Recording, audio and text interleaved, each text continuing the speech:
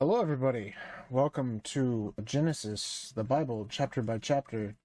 Today we are covering Genesis 4, which is the Cain and Abel story. We have quite a lot to get over, so let's go ahead and start. Cain and Abel, chapter 4. This is the NIV, by the way. Adam made love to his wife, and she became pregnant and gave birth to Cain. She said, "With the help of the Lord, I have brought forth a man." Later, she gave birth to his brother Abel. Now Abel kept flocks, and Cain worked the soil. In the course of time, Cain brought some of the fruits from the soil as an offering to the Lord, and Abel also brought an offering, fat portions from some of the firstborn of his flock. The Lord looked with favor on Abel and his offering, but on Cain and his offering he did not look with favor. So Cain was very angry, and his face was downcast. Then the Lord said to Cain, "Why are you angry? Why is your face downcast? If you do what is right, will you not be accepted? But if you do not do what is right, sin is crouching at your door.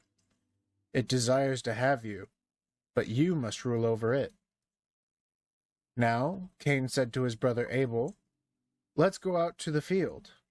While they were in the field, Cain attacked his brother Abel and killed him. Then the Lord said to Cain, "Where is your brother Abel?" "I don't know," he replied. "Am I my brother's keeper?" The Lord said, "What have you done?" "Listen, your brother's blood cries out to me from the ground. Now you are under a curse and driven from the ground, which opened its mouth to receive your brother's blood from your hand. When you work the ground, it will no longer yield its crops for you. You will be a restless wanderer on the earth." Cain said to the Lord, "My punishment is more than I can bear. Today you are driving me from the land, and I shall be hidden from your presence. I will be a restless wanderer on the earth, and whoever finds me will kill me." But the Lord said to him, "Not so. Anyone who kills Cain will suffer vengeance 7 times over." Then the Lord put a mark on Cain so that no one who found him would kill him. So Cain went out from the Lord's presence and lived in the land of Nod, east of Eden.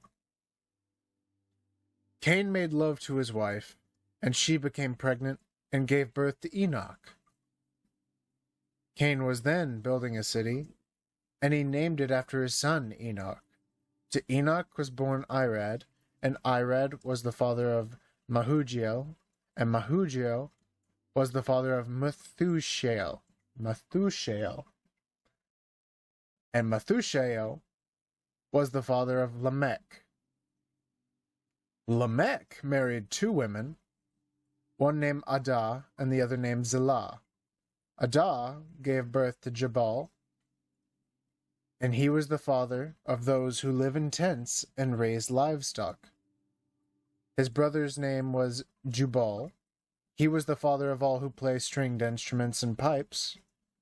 Zillah also had a son, Tubal-Cain, who forged all kinds of tools out of bronze and iron. Tubal-Cain's sister was Naamah.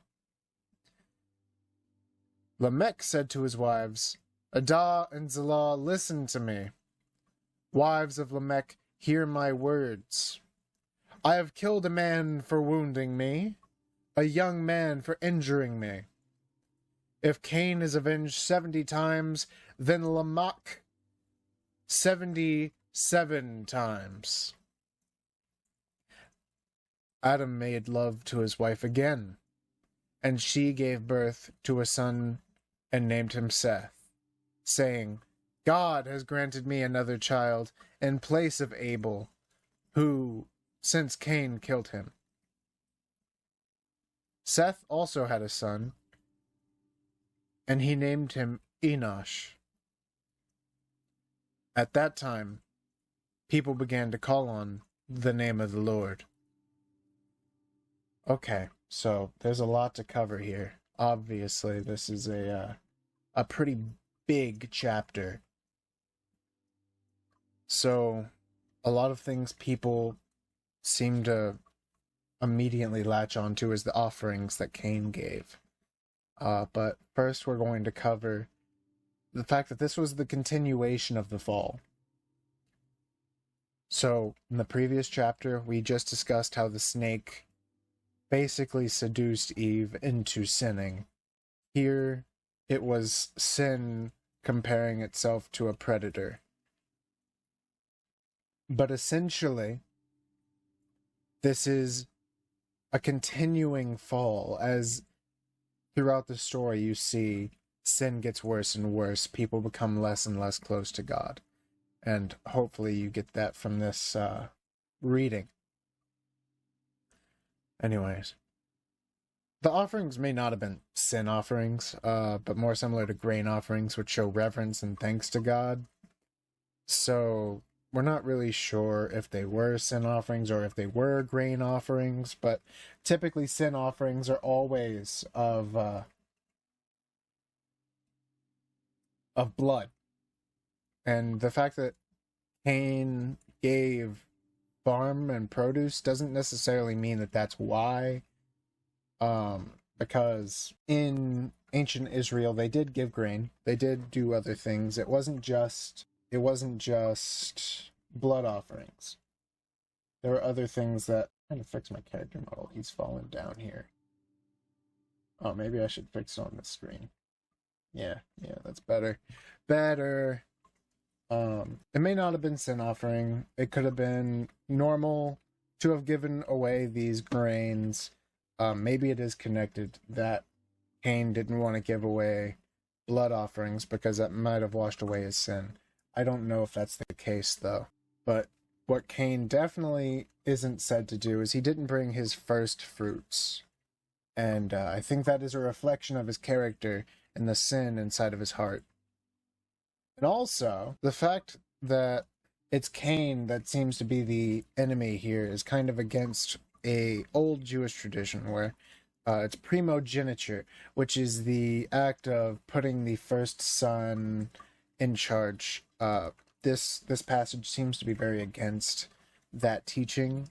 I can't say for sure if it's the fact that God doesn't care for it, because later Jesus obviously isn't against primogeniture, but it seems like it's not a moral necessity, certainly. These are really bad notes. I have to actually find where I was talking about. So it seems like the reason why Cain was rejected was because of the sin in his heart, which you could say is represented by the fact that there was no blood in his offering. You could see that it was later God said, if you do not do the right thing, will you not be rewarded? And then he also says, if you do not do the right thing, it is in fact sin that is crouching at your door. So it is the sin in his heart that seems to be giving Cain this issue. Yeah, I definitely need to write chapters next to all these points so then I can more easily find them.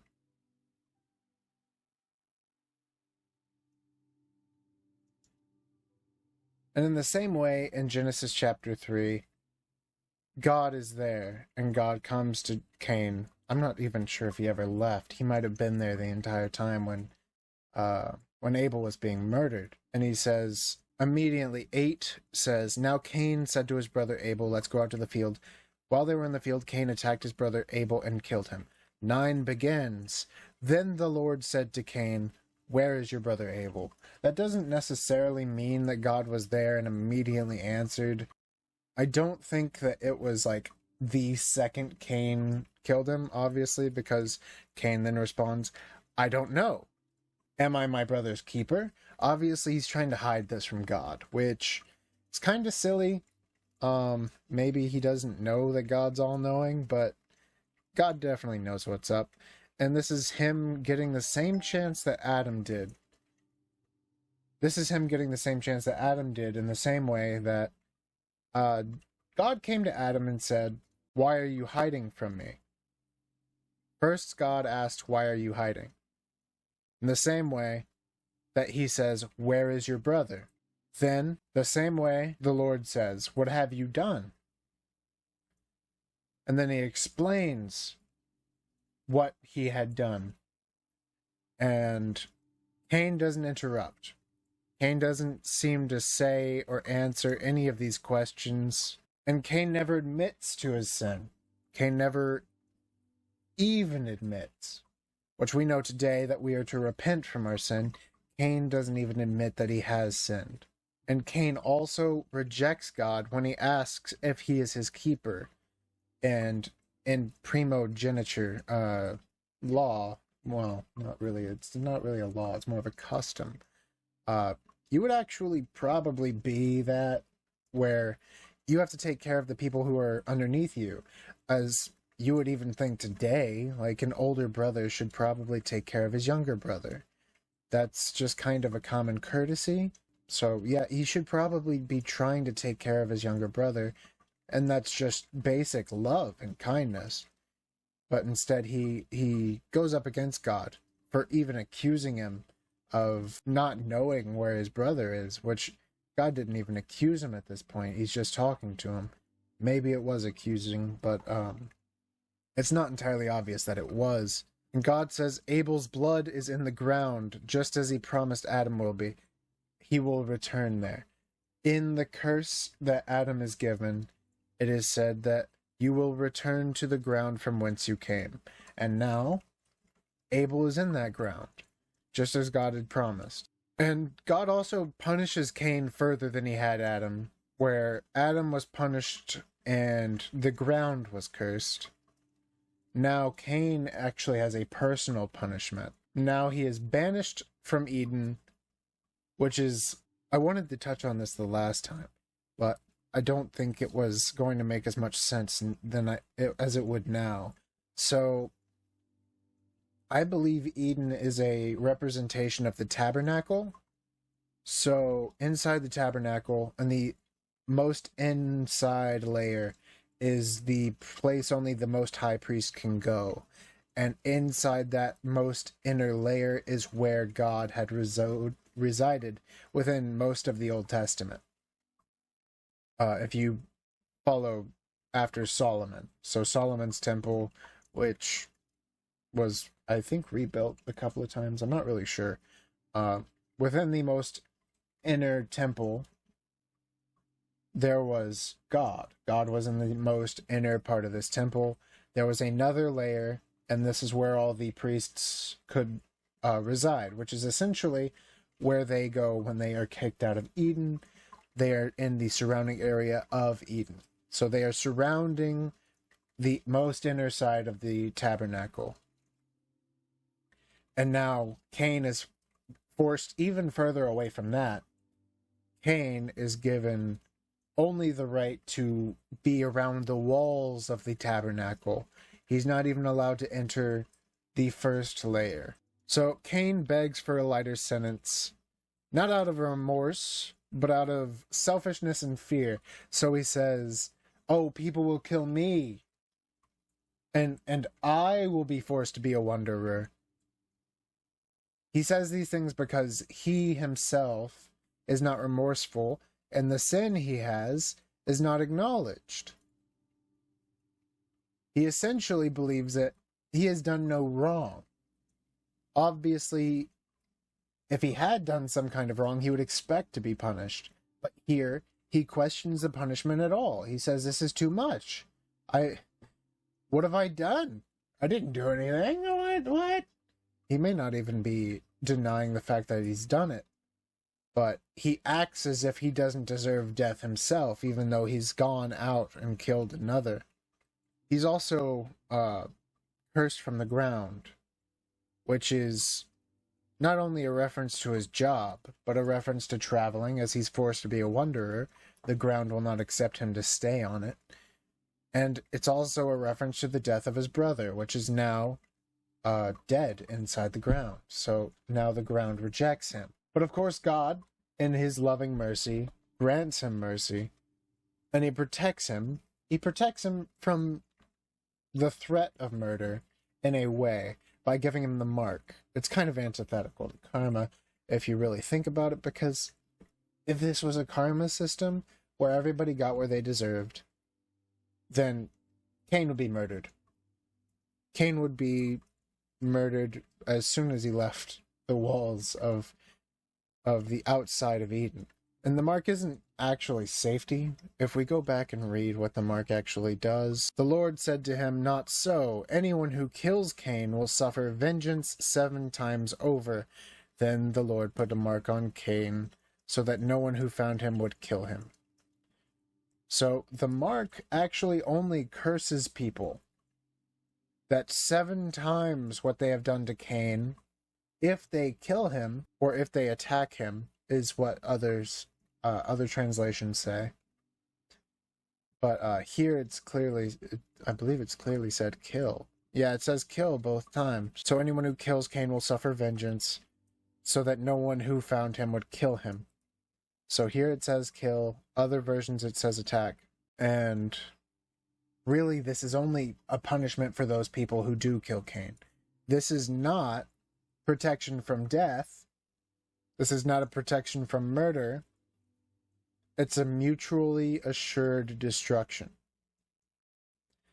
And of course, Cain is driven to the east.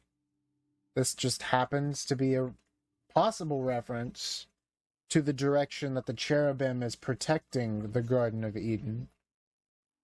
And then we go into the descendants of Cain. So we get into Lamech, and we get to the fact that he's built a city. Cain has. So Lamech brags about his murder, attributing it to the mark. But he claims that he's the one who did it.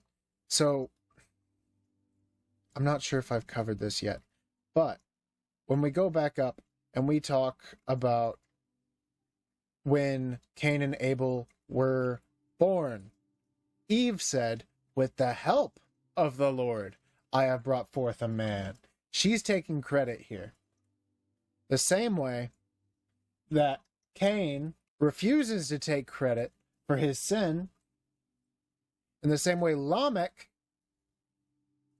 takes credit for the murder, but attributes it to God.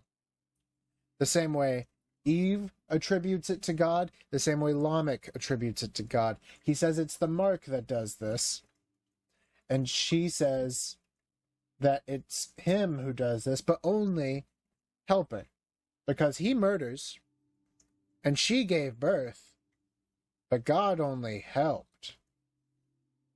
So obviously they're still putting themselves above God.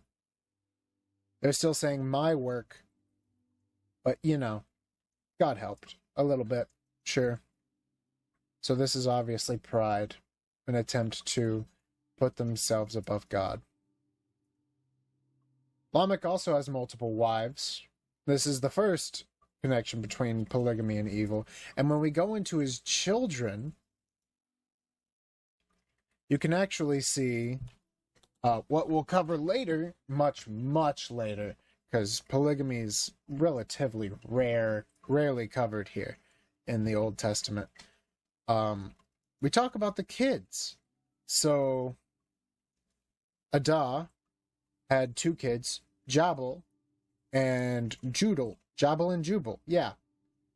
So they were people who played trumpets and pipes, and people who lived in tents and livestock. Okay, so they lived in tents, they played instruments. And then we had Zillah, who had a son who forged all kinds of tools out of bronze and iron. And then they also had a sister. This is the first time a sister has been mentioned in the Bible, by the way. The only other time even another woman has been mentioned is as wives. So this is the first person that was ever mentioned as a just woman who has done nothing else. She's not really an important character. I say this because this is obviously to me, what seems to be a hint of favoritism, where one wife has been favored over the other. I believe Zillah is favored over Ada, where Zillah has had children, and one of them was named Tubal-Cain. This is obvious. Obviously, today I see this as a reference to Tubal-Cain was probably the firstborn, but it's entirely possible that he wasn't. As he's actually the third child mentioned, but he's the only one who shares the name of of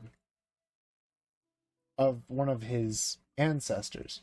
So I think it's a reference to favoritism, as well as the mention of the sister, even though there's nothing said about the sister. And not to mention the jobs. They make tools out of bronze and iron. That's a very lucrative job. While the others live in tents. And they play instruments. Not extremely lucrative jobs, but also not as hard, of course. I believe it is a reference to favoritism and a further connection between polygamy and evil. It also shows that these sins will grow continuously, and even if they ruled over the earth, they did so in ways against God's wishes. They had a culture of death and oppression. We will cover this a whole lot more in chapter 6. Chapter 5 is going to be quite a bit different, I think. But we go back into Eve. So Eve comes, and Adam made love to his wife again, and she gave birth to a son named Seth, saying, God has granted me another child. Here you can already see God has granted the child to her. So this time it was God who did the action. She's finally giving credit to the right place. And she says, God has granted me another child in the place of Abel. So, in the place of Abel, not in the place of Cain, since Cain killed him. She wasn't looking for a replacement for Cain. Cain is gone too. Cain has been lost to her. And earlier in the chapter, the very beginning, you could see she gave birth to Cain. She said, with the help of the Lord, I have brought forth a man. And then later she brought forth Abel. There was nothing said about Abel here. Why does she mourn him now? There was nothing to be said about him in the first place.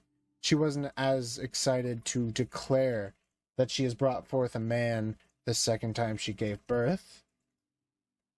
I think this might indicate not only that she was taking pride in her own action, but that she was putting her pride in her firstborn. She was, in a way, putting forth primogenetics. And that might be why Cain felt as if his offering being unaccepted was something wrong with God rather than something wrong with him. Because before, he may have been treated almost better than Abel was. So Abel was just the second son. He wasn't someone that she brought forth, and he also wasn't one that God brought forth. And Abel was forced to take over the flocks. She had another child in place of Abel since Cain had killed him. Seth also had a son, and he named him Enosh. At the time of his birth, people began to call on the name of the Lord. So it wasn't until after Enosh was born that people started to worship the Lord. And I want to go into that because where did these wives come from? Who built the city? Cain was forced to be a traveler, but he was founded a city.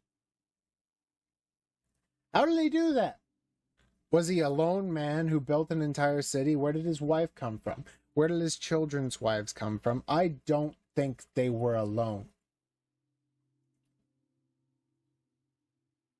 I don't think the Bible ever says that these guys were the only humans on Earth. I think there were people outside of Eden this entire time, and we just haven't been covering them because they haven't been important to the story. So,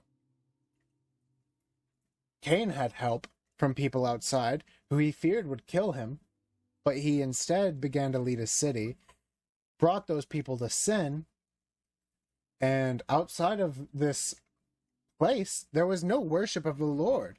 Cain had not brought people, neither had his descendants brought people to worship the Lord.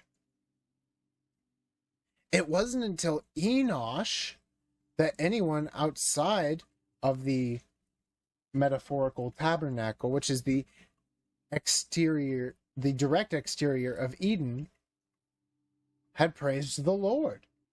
So there's an obvious connection between the hope that God brings and Seth and his son Enosh. And there's an obvious despair brought by Cain and his descendants and Lamech. And I would say, despite what a lot of people claim, that there were probably people other than Adam and Eve's children. Because if Adam and Eve had other children, why would they say Seth is the replacement? Unless they had all girls, there'd be no reason to separate anyone. And even in the case of Lamech, Lamech tells of his female child, his daughter.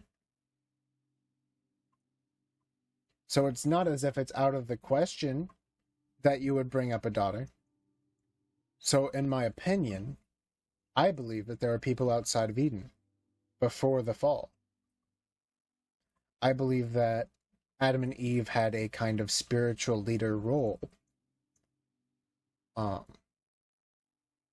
So that seems to answer questions like where did Cain's wife come from, or all these other things. I believe that when we go back into chapter 2, it says that God made man. So in chapter 10, we go over the rivers. In chapter 10, we go over certain rivers. In chapter 11, we go over rivers. In chapter 12, we go over where gold and aromatic resin is. In chapter 13, we go over the second river. In chapter 14, we go over the third river and the fourth river. And the 15th chapter of chapter 2, we go over the Lord God took the man and put him into the Garden of Eden.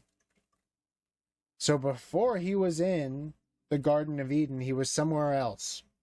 And then they made a helper suitable for him. And they made it out of Adam. So going back to chapter 4, I don't believe it is necessary to say that there were no other people outside of Adam and Eve at this time. But I do believe that we have all come from their lineage. Anyway, this has been quite the episode. There was a lot to cover. I don't know if I did everything that I was hoping I could cover. If you guys have any more questions, please feel free to leave them in the comments. I'll try to answer any ones that I can come up with an answer for. If I don't answer, please don't feel too smited. It might just be that I don't know, and I don't want to give you that answer because it feels so incredulous, where it's like, I don't know how to answer, so I'm not going to. But I want to leave room for myself to come back and actually answer you, so I'm not going to answer you until I'm ready. Anyways, guys, I hope you guys enjoyed, and have a blessed day.